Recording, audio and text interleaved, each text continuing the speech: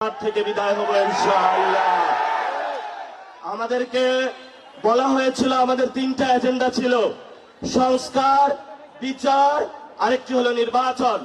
নির্বাচন হয়েছে, আপনারা যেভাবে হোক ক্ষমতায় গিয়েছেন, তাহলে এখন সংস্কারের কি হবে? আমরা সবাই ভোট কেন্দ্রে গিয়েছিলাম, গণভোটে হাকে জয়যুক্ত করে বাংলাদেশের মানুষ দিয়েছিল। সংস্কারকে ব্যাহত করার প্রচেষ্টা চলছে। আল্লাহর রাস্তায় আপনারা জনগণ যে ম্যান্ডেট দিয়েছে সংস্কারের পক্ষে, জনগণের বিরুদ্ধে যাবেন না।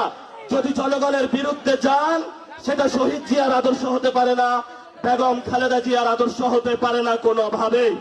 এজন্য আমরা আপনাদেরকে অনুরোধ করব, যেই পথ শহীদ জিয়াউর রহমান, বেগম খালেদা জিয়া এই বাংলাদেশের মাটিতে জীবন দিয়ে প্রমাণ করে গিয়েছিলেন যে বাংলাদেশের মাটিতেই থাকবো, এখানেই শহীদ হব, তবু বাংলাদেশের মানুষের সাথে গাদ্দারি করব না, সেই পথে আপনাদেরকে থাকার আমরা অনুরোধ জানাচ্ছি। সর্বশেষ কথা, শেখ হাসিনা এখনো কিন্তু আমরা তাদেরকে ফাঁসির কাঠগড়ায় দাঁড় করাতে পারি নাই।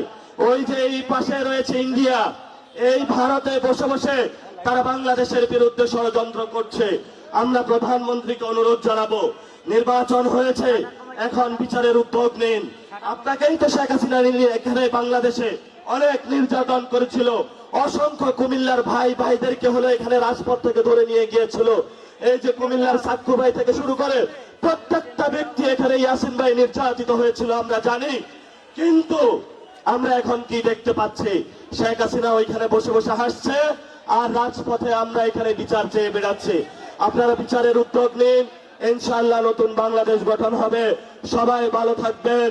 ইনকিলাব জিন্দাবাদ, বাংলাদেশ জিন্দাবাদ, কুমিল্লাবাসী জিন্দাবাদ, দেখা হবে রাজপথে ইনশাআল্লাহ।